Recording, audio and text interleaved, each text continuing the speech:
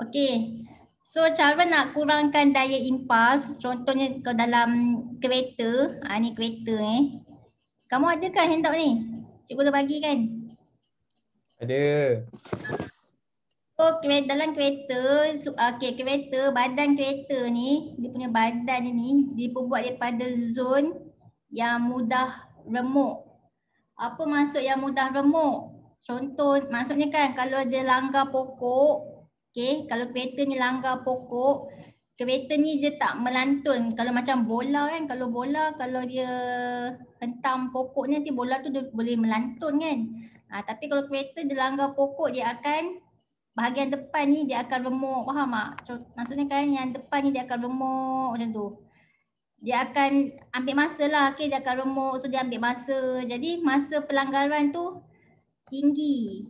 Sekejap ingat tak daya impas?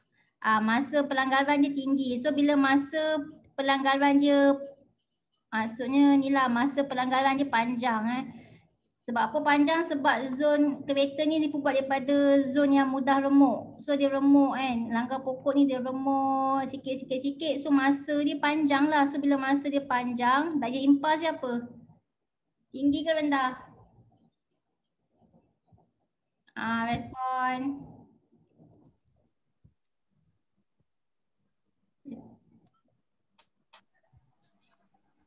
Tahu kan ni formula apa ni? Ni formula apa ni yang cikgu tulis ni? Ni formula nak kira daya Impas. MV tolak MU per T. Apa hubungan antara daya impuls dengan masa pelanggaran? Apa hubungan dia ni? Kalau satu atas bawah, apa hubungan dia?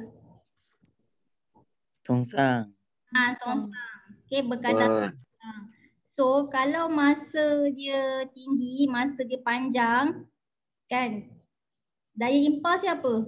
Tinggi ke rendah? Rendah.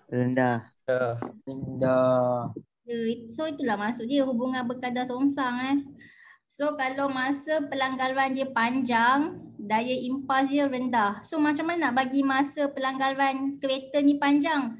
Kita buat badan kereta ni diperbuat daripada bahan yang mudah remuk. So kalau dia langgar pokok ke, langgar apa-apa bangunan ke apa, dia punya badan kereta ni dia akan remuk. Dia akan remuk lah, dia akan remuk, kemik. Tu yang kamu nampak badan kereta tu kemik kan. Sebab dia memang diperbuat khas untuk jadi kemik. Memang dia untuk kemik, memang untuk remuk. Sebab apa? Sebab kita nak bagi dia remuk supaya masa pelanggaran tu panjang. Jadi daya impuls dia rendah. So tak adalah penumpang dalam ni sakit. Faham ke? Faham, Ustazah. Faham, Ustazah. Sebab itulah badan kereta tu yang mudah kemik. Bayangkanlah kalau badan kereta ni dia tak senang nak kemik. Langgar pokok dia tak kemik, dia terus dia macam bola kan. Nak kamu tengok benda yang langgar, dia tak kemik tapi dia terus melantun. Selalunya yang langgar melantun ni siapa? Apa contoh? Cikgu tak ada contoh pula. Okey, apa-apalah kan. Kalau bayangkan kereta ni dia tak mudah kemik, dia langgar je dia melantun macam bola kan. Langgar je melantun. So bahaya tak? Bahaya tak macam tu? Bahaya. Bahaya kan. Kereta langgar pokok je melantun ke sana kan. Langgar bangunan je terus melantun kan. Sebab badan kereta tu macam kuat sangat kan. Dia terus melantun kan. So bahaya. So baik kita buat badan kereta tu dia jadi kemik kan. Dia kemik macam tu. Dia remuk macam tu. Okay. So nanti masa pelanggaran dia panjang, daya impuls dia rendah. Jadi penumpang dalam ni tak adalah teruk sangat kena dia. Okay.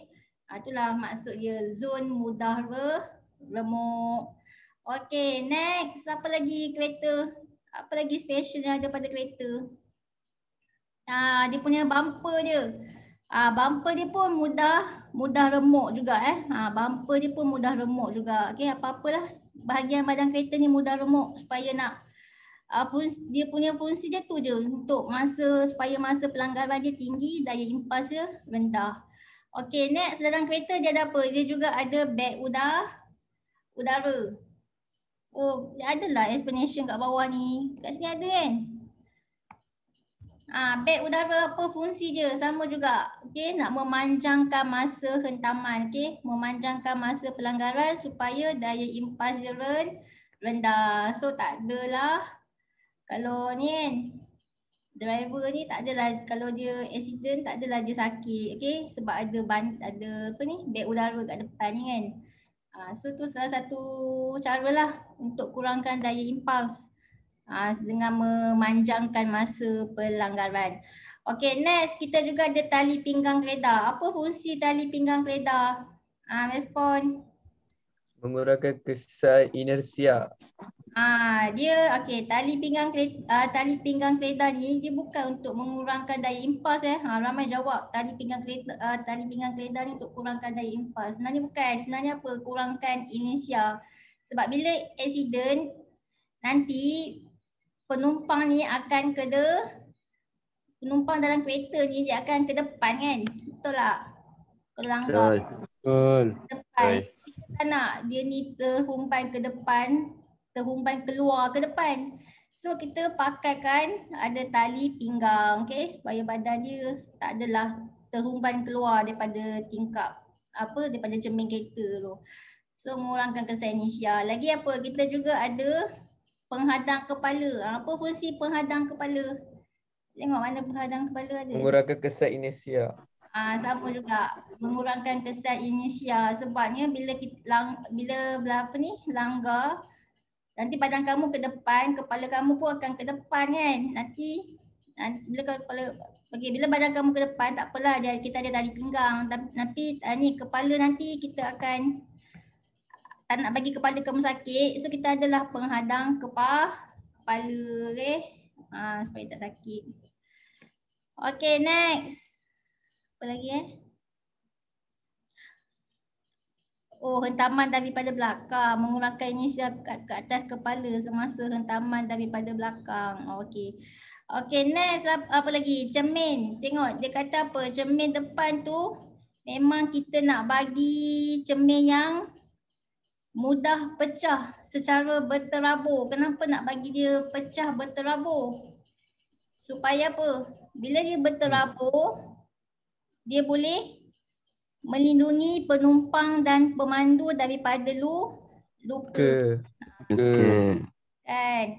Sebab itulah kalau kamu perasan cermin kereta semuanya jenis yang pecah berderai kan. Supaya tak nak ada kaca yang tajam-tajam supaya nak elakkan luka.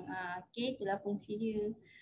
Dan memang cermin tu pun memang jenis yang mudah pecah. Contohnya kan kalau misalnya kereta tu terhumpan bawah laut, kita boleh pecahkan cermin tu, betul tak? Kan? Kalau lah kereta tu masuk laut kan. Kalau jenis yang kaca yang kuat, nanti kamu nak pecahkan cermin pun tak boleh, betul tak? Betul. So kaca pun dia kena buat yang kaca yang mudah pecah. Okey, apa lagi? Okey, ni cermin. Okey, tayar. Tayar berbunga ni semua orang tahu kan? Tayar mesti berbunga supaya apa? Supaya tidak tergelincir. Yes, tidak tergelincir. Sebab dia punya bunga je ni menambahkan apa? Menambahkan geseran. Menambahkan geseran. So tak adalah tayar kereta tergelincir. So tayar ni pun kena sentiasa tukar Kalau dah habis bunga tu kena tukar lah. Okey, tayar apa yang kita pakai? Tayar tapi kita nak tayar yang tak nak bunga langsung. Kan selalunya kita pakai tayar yang bunga. Ni tayar tak nak ada bunga. Tayar F1 Kereta F1 Oh ya ke? Kereta F1. Betul. Okey, sebab apa? Sebab dia naklah laju, betul tak? So dia tak nak geseran dia nak laju. So tayar kereta F1. Okey, next. Ni sistem brake ABS ni.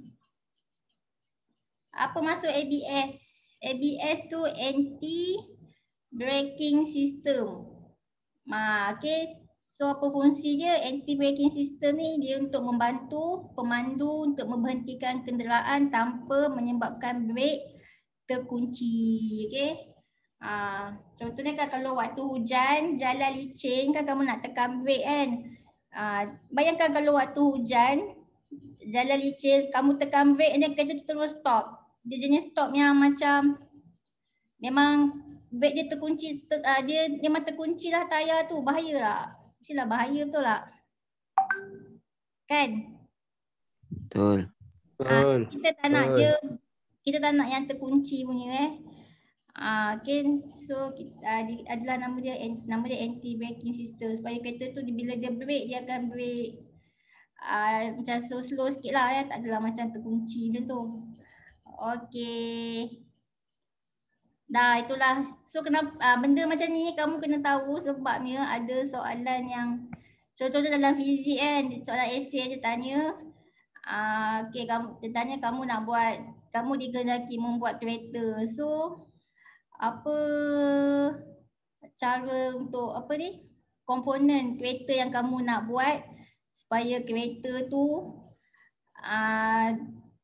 dia dapat mengurangkan daya impuls ke, mengurangkan inersia ke, macam mana ke. So caranya, so kamu jawab macam ni lah komponen dia. So benda ni lah kamu kena tahu, sebab tu kamu belajar. Boleh? Faham? Boleh Ustazah. Boleh Ustazah. Okay. Sebab tu lah kalau nak ambil engineering, mechanical engineering ke apa benda ke, dia kena tahu basic fizik lah. Sebab tu dia ada fizik. So kalau kamu ada engineer, fizik kamu kena score lah.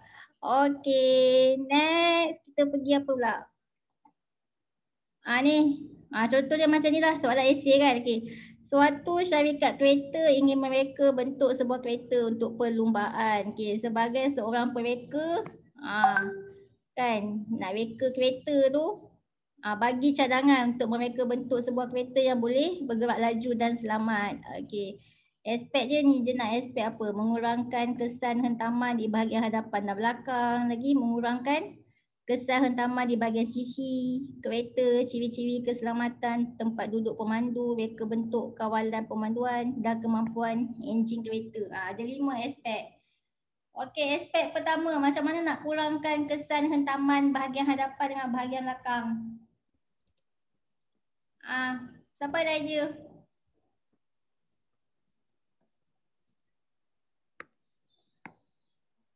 Siapa ada idea? Macam nak kurangkan kesan, nak mengurangkan kesan hentaman di bahagian hadapan dan bahagian belakang. Cuba kamu tengok kereta. Dia ada apa kat bahagian depan dengan bahagian belakang dia? Tak bumper. Ya, betul. Bumper. Bumper. Okey. So dia pakai bumper di depan dan di belakang kereta. So kamu tulis kat situ. Memasang bumper. Bumper di depan dan belakang kereta. Okey, lepas tu dia kini aspek kan nak pasang bumper. Okey, kemudian alasan dia kenapa nak pasang bumper? Kamu tak boleh salin balik ni jawapan yang kat depan ni, mengurangkan kesan hentaman ni, tak boleh, kamu tak boleh salin balik. Kamu kena bagi alasan lain. Alasan yang kita dah belajar lah tadi. Kenapa nak pasang bumper ni? Siapa boleh fikir? Memanjangkan masa hentaman semasa pelanggaran. Memanjangkan masa hentaman, okey. Masa hentaman semasa pelanggaran. Okey. Pasal slow kat ni. Slow pula dia keluar kat skrin. Okey, memanjangkan masa hentaman semasa pelanggaran. Ataupun jawapan lain, apa lagi selain daripada ni? Tadi kan cikgu dah bagi formula dia. Kita tahu kan hubungan dia berkadar songsang. Kalau kamu tak nak jawab memanjangkan masa hentaman, kamu boleh jawab apa ni? Kurangkan daya impuls. Dapat dikurangkan. Ya, daya impuls dapat dikurangkan. Dia boleh kurangkan daya impuls.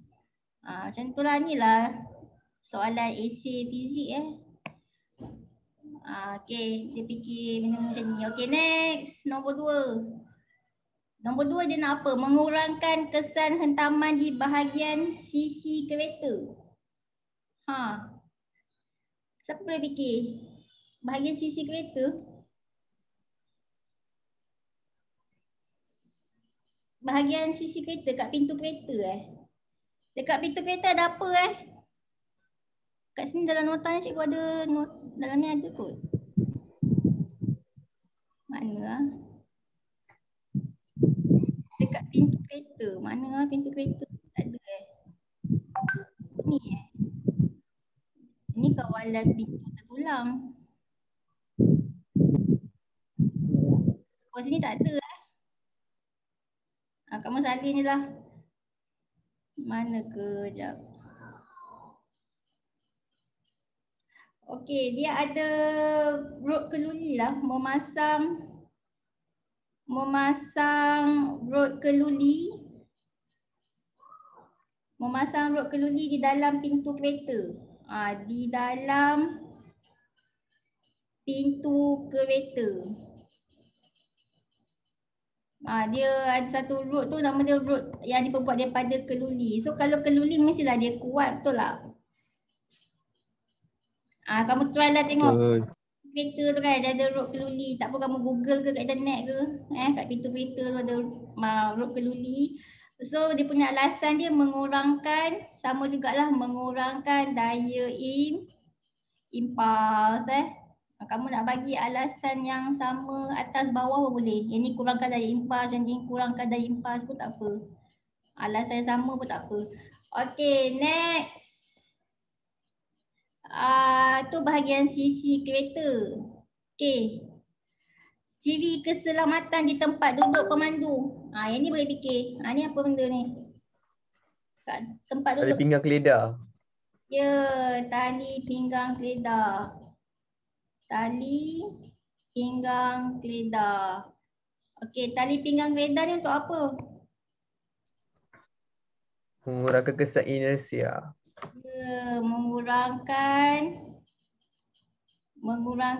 kesan inersia. Okey, next. Reka bentuk kawalan pemanduan kereta. Pemanduan kereta. Kamu nak reka bentuk macam mana ni? Nak pakai sistem apa? Kereta yang kamu buat ni nak pakai sistem apa?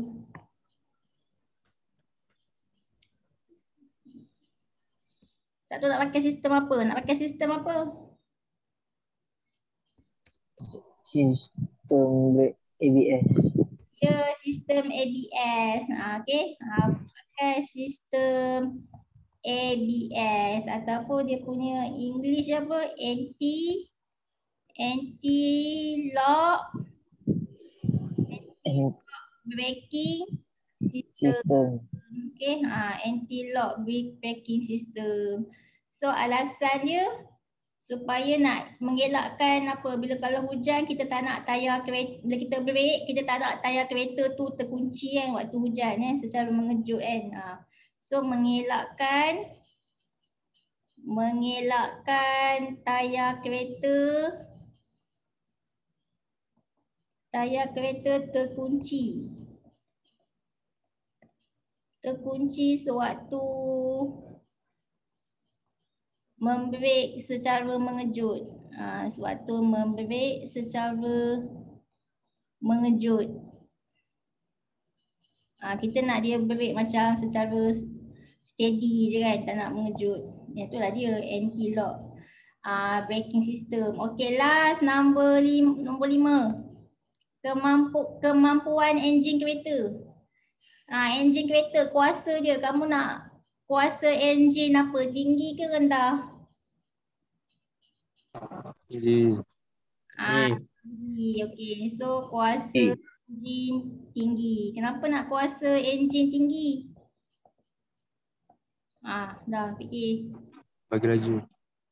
Supaya dia laju. Boleh je. Supaya dia laju okey je. Supaya apa? Kamu nak jawab laju pun boleh. Ataupun kamu nak jawab menghasilkan daya tujah ke depan yang lebih tinggi pun boleh. Menghasilkan daya, ni tak belajar lagi lah ni. Ni form 5 ni. Menghasilkan daya tujah ke depan yang lebih tinggi. Daya tujah ke depan lah kan kereta kan. So bila kereta nak ke depan kan, so kita panggil dia daya tujah ke depan yang lebih tinggi. So kuasa enjin dia tinggi lah. So bila daya tujah ke depan dia tinggi, dia pun kereta tu laju lah ke depan. Itulah dia, okay, aspek-aspek dia. So benda ni kamu kena fikir logik lah ya. Fikir logik dan banyak banyak membaca. Ni semua apa ni, general knowledge. Sepatutnya kan kamu kena beli buku, satu buku tu harga dia RM15 tau. Buku tu dia pasal, dia bukan pasal, dia buku tu buku tentang macam ni lah, macam soalan esei fizik ni kan, macam ni. Tentang kereta kan, cara nak buat kereta, nak kereta yang macam mana. So dalam buku tu dia adalah explain benda-benda ni. Ni baru kereta. Kalau nak buat kapal selam, apa aspek-aspek nak buat kapal selam. So dalam buku tu memang ada macam-macam. Sepatutnya kamu kena beli ni RM15 ni. Boleh ke RM15? Boleh ke? Boleh. Boleh. Sekolah ni cikgu order buku ni RM15 ni.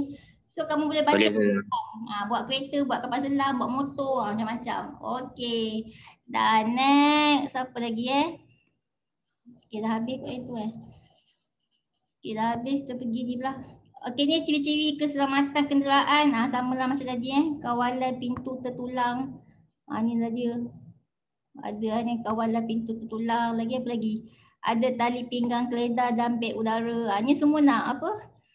Kurangkan daya impas, kurangkan inersia. Tengok steering dia. Steering ni pun jenis yang mudah remuk Nak bagi yang dia boleh kemik. Sebab nak panjangkan apa ni? Masa pelanggaran. Okay. And then kita ada brake dekat tayar kereta tu. Okay dah, habis dah. Okay, habis dah. Next, kita pergi start topik lain pula. Mana kejap. Okay, kita try jawab soalan 20 Ini ada tak ini? Contoh 20 ni. Cuba tengok soalan. Ada. Ada, okey. Okey. So daya impuls, formula dia kamu dah belajar dah. F sama dengan mv tolak mu per T. Okey, daripada formula ni cikgu boleh terbitkan formula lain iaitu F sama dengan M. Yang ni kan V ni cikgu buat V tolak U, cikgu buat bracket and then buat per T. So nanti kan F sama dengan M. Okey, V tolak U per T ni formula apa? Bukan, okey. V tolak U per T ni formula apa? Siapa tahu? Had laju akhir tolak had laju awal per masa. Itu formula untuk cari apa tu? Siapa tahu? Dah belajar dah. Formula apa ni? Kalau had laju akhir, had laju awal bagi masa. Ya, pecotan. Jadi V tolak U per T ni kita boleh jadikan dia formula pecotan. So boleh buat A. So jadilah satu formula yang baru iaitu F sama dengan MA. Okey. So F sama dengan MA. Jadi ini formula hukum Newton kedua. Ni hukum Newton kedua. Hukum Newton pertama apa? Tahu tak? Hukum Newton pertama apa? Dah belajar dah. Apa dia hukum Newton pertama? Kalau hukum Newton pertama tentang apa? Kalau hukum Newton kedua dia tentang ni lah. F daya sama dengan jisim darat dengan pecotan ni. Tapi kalau hukum Newton pertama tentang inersia. Ya betul, tentang inersia. Okay. Hukum Newton pertama tentang inersia. Hukum Newton kedua tentang yang F sama dengan MA ni. Okay. So hukum Newton kedua menyatakan kamu sadilah hukum Newton kedua menyatakan daya. Nak ambil definisi kat mana ni? Ambil definisi yang kat sini tadi kamu tahu F ni daya kan? F ni daya. MV tolak MU per T ni. Ini apa benda ni? Laju akhir tolak laju awal. Laju. Bagi masa. Tapi okey. Tapi ni laju akhir tolak laju awal, tapi ni ada jisim ni. Ni masuk dia apa ni? T ni kat bawah, maksudnya kadar. Kadar apa ni? M darab V. Ni formula apa ni? Ni adalah formula Momentum. momentum. So kalau kita ada akhir dengan awal, maksudnya kita ada perubahan momentum. Okay, MV tolak MU ni perubahan momentum. T ni yang masa kat bawah ni, so dia berkaitan dengan kadar lah. Jadi kadar perubahan momentum. So kalau kita tanya apakah hukum Newton kedua? So hukum Newton kedua menyatakan daya. Apa hubungan ni? Daya dengan kadar perubahan momentum, apa hubungan dia? Berkadar langsung ke berkadar selongsang ni? Langsung. Ni daya. Mana kejap yang ni daya dengan kadar perubahan momentum. So apa hubungan dia ni antara dua ni? Berkadar terus. Kan? Berkadar terus, berkadar langsung. So kamu boleh kata hukum Newton kedua menyatakan daya berkadar terus dengan kadar perubahan momentum. Okey. Macam itulah nak dapatkan dia punya maksud dia. So hukum Newton kedua menyatakan daya berkadar terus ataupun kamu boleh sebut berkadar langsung dengan kadar perubahan momentum. Okey. Itulah masuk hukum Newton kedua. So daripada formula ni kita boleh ringkaskan jadilah formula macam ni. Okey, F sama dengan M A. Okey, sekarang ni try lah buat contoh 20 ni. Sebuah kereta berjisim 1500 kg bergerak dengan had laju 72 km per jam. Dihentikan dalam masa 5 saat. Hitung yang pecutan. Yang pecutan ni A. Okey. Macam nak kira ni? Sebelum tu, dalam masa 5 saat. Bayangkan kereta, dia bergerak dengan had laju 72 km per jam. Dia bergerak, kemudian tiba-tiba dia berhenti dalam masa 5 saat. So, yang mana nak pakai formula apa ni? Nak kira ni yang pecutan ni? Respon. Yang pecutan, formula dia sama jugalah dengan pecutan. Apa formula dia? A sama dengan apa? Wah, mana? Sekejap Mana ke? Okey. Pakai formula A sama dengan V tolak U. V tolak Sama U. dengan T. Betul. Bahagi dengan T. Sekejap, ada orang conteng cikgu punya ni kejap Saya cuma nak siapa lah yang conteng? Okey. Okey, A sama dengan V tolak U per T. Okey, sekarang ni apa had laju akhir dia, apa had laju awal dia? 72 km per jam ni had laju apa? Akhir ke awal? Awal. Ni had laju awal Okey. So, okay, bayangkan kereta dia bergerak dengan 72 km per jam. Lepas tu dia bergerak. Kemudian tiba-tiba dia berhenti. Dia stop kan. So, bila dia stop, had laju akhir dia apa? Had laju kosong. Had laju akhir dia kosong. So, ini had laju akhir dia kosong. Had laju awal dia 72 km per jam. Kilometer jam kita satu kan. And then bila stop, ni had laju akhir dia kosong.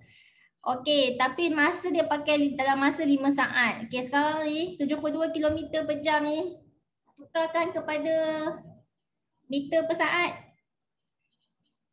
Cuba tukarkan. Macam nak tukar? 72 km per jam tukar kepada meter per saat. Dapat berapa? 72 km berapa meter? Respon. 72,000. 72,000 72,000 meter. 1 jam berapa saat? 3,600. 3,600 saat. So bahagi dapat berapa? 20. 20. Okey, dapat 20. So dapatlah. Kejap mana?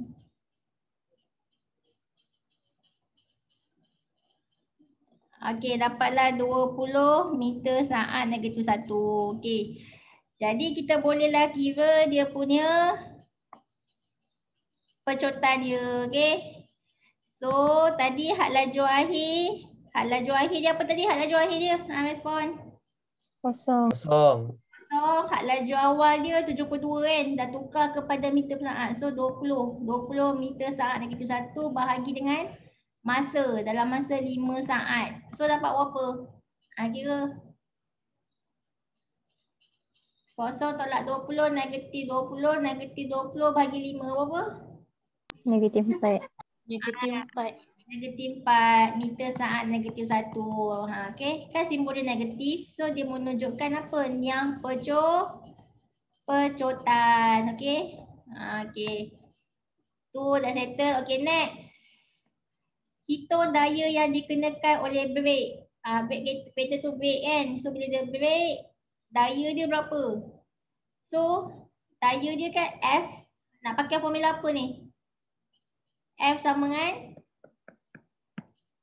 baru tadi cikgu ajar formula ni. F sama dengan apa?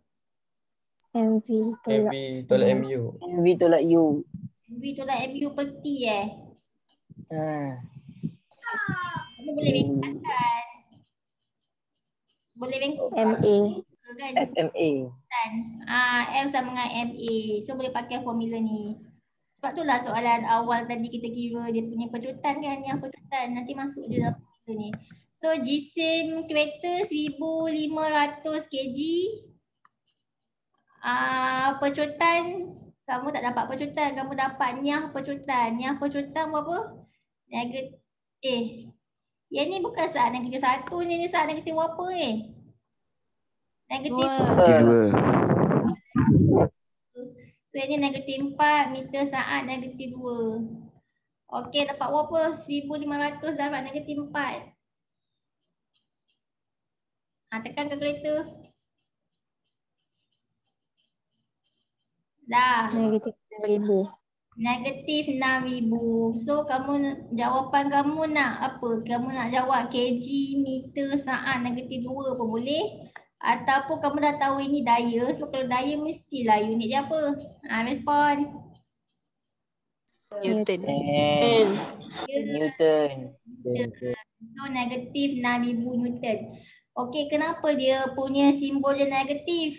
Sebab ini kan dia brake kan. Bayangkan kereta tu bergerak ke arah kanan. So bila kita nak brake, mestilah dia menentang arah dia yang ke kanan kan. Jadi bila kamu brake, mestilah dia kena, daya dia mestilah ke kiri, betul tak? Sebab dia nak menentang yang ke kanan. Sebab itulah dia punya simbol dia adalah. Ya betul. Sebab itulah simbolnya negatif. Okey. Daya yang kena oleh brake mestilah negatif. Sebab dia menentang arah kereta tu. Okey, menentang gerakan kereta tu kan. Okey, next. Jarak yang dilalui semasa niah pecutan. Dia nak tahu jarak pula dah. Okey. Pakai formula apa? Apa-apa formula pun boleh. Yang nak kira jarak. Kamu nak pakai apa? Siapa ingat? Ni masa awal-awal kita belajar dulu. Kita ada formula apa? Kita ada, tak ingat Satu pun tak ingat. S sama dengan apa?